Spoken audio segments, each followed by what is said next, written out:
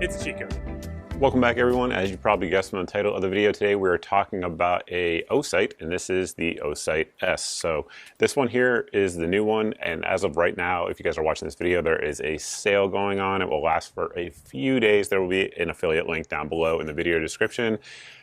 Full disclosure, they sent it out for the video, but I actually think this is a pretty darn cool option here from the folks over at Osight. There's pros and cons like everything else. We have done a bunch of shooting with this guy in the new olive drab configuration. That is the newness, if you will. But we've also done a number, I'd rather put a number of rounds through this guy here, which is the original one with the traditional black finish.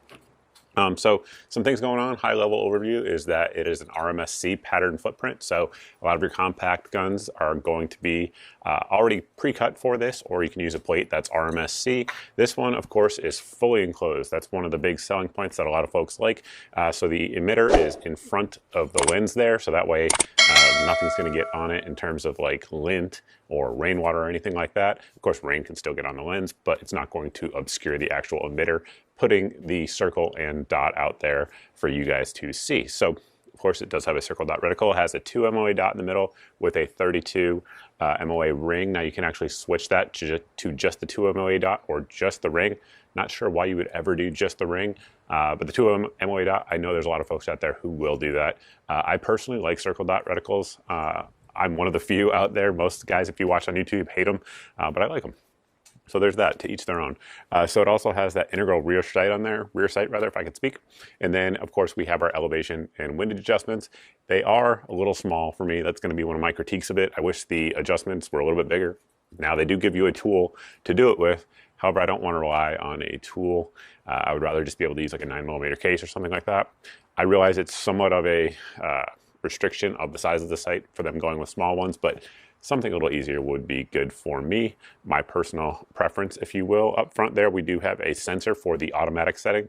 And what that's going to do is sense the light that's in front of you and adjust the brightness for that. However, they also have a manual override mode where you can just change it with the buttons here on the side, the up and down button, to make it either brighter or less bright. And that's what I personally use. I'm not a huge fan of the auto illumination. That said, it's gotten way better across all different sites, not just this one. It's gotten way better over the years. Like this technology has been out for over 10 years, and it used to be really, really bad. It's pretty decent now. It's pretty close to almost always being right. However, I still like to run it in manual because that's just how I roll.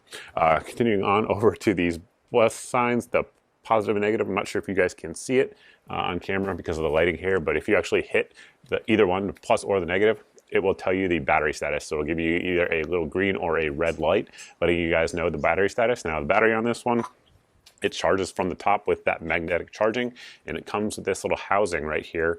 And basically you just set it on there and it will tell you, if I can actually do that, there you go. It will tell you the actual battery status of the Optic itself. And to charge it, you just basically will put your little USB-C cord in there, which it does come with on there. And the battery life on this, without recharging it, is 20,000 hours. I would imagine that's the 2 MOA setting.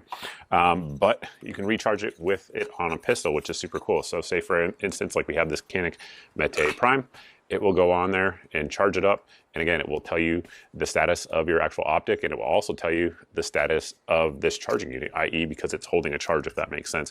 You can put it on either way, which also is cool. That was one of the cons I had of the first Osight they had, that they still make. That one has an RMR pattern footprint, but some of the optics, some of the guns that I would mount it on, the rear sight would interfere with it. But this one, it doesn't matter if that's the case, because again, that's the way it's supposed to go on, but you can switch it either way, and it will actually recharge it. So that definitely is cool. One other thing that Osight gets right, and I've said this before in other videos, screws. So they give you a bunch of different screws in terms of thread pitch as well as length. Them and Vortex, in my opinion, they do that the best in the industry. No one wants to go to your local hardware store to find small screws to mount your Optic to your gun. So they give you a bunch of them right out of the box, and it works just fine. Mounted up on several different guns, as you guys have seen throughout this video. It also is made out of Osight's proprietary aluminum blend. They say it's stronger than 70-75, but lighter than 70-75. Honestly, I don't know that 70-75 is heavy, but for whatever reason, they do say that.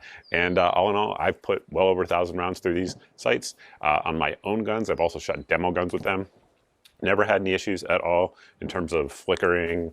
It also has night vision mode. I haven't used it in night vision, but it has 2 different night vision settings, 10 different daylight bright settings, and there are some pretty gnarly drop tests of this gun and torture tests out there on the internet. If you guys are looking for it, just check.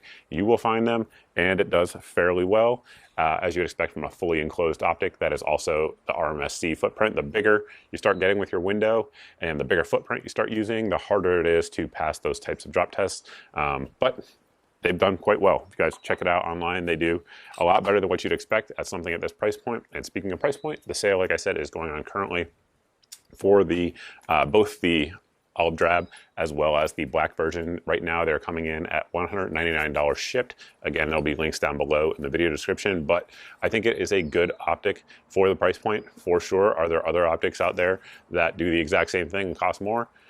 Probably. And of course, there obviously are cheaper ones that aren't going to be as durable as this one and aren't going to have as many features. So cons of it, we'll go over that real quick. Again, the cons, in my opinion, are going to be the adjustments. They're just a little too small. I would like that to be a little bit bigger. It's nitpicky. And then the other one is going to be that you can't charge this without this. So you need the housing. So if for whatever reason you lose this, you're going to have to buy another one because there's just no other way to do it. I don't think that's a huge deal. I would imagine most of you guys aren't going to lose it, but just know that it is a thing. Pro, I definitely think it's cool that you can charge it with it on the gun. I've said that before about a bunch of different weapon lights. I do think that is a pro that a lot of folks will use. You don't have to pull it off rather, put a battery underneath and then re-zero it. It'll always stay zeroed, so there is that. And with that, I think that's pretty much it. If you guys have any questions, anything like that, you can post them down below in the comments section. And that's all I got for you. Thank you all for watching. Truly appreciate it. And I look forward to seeing everyone.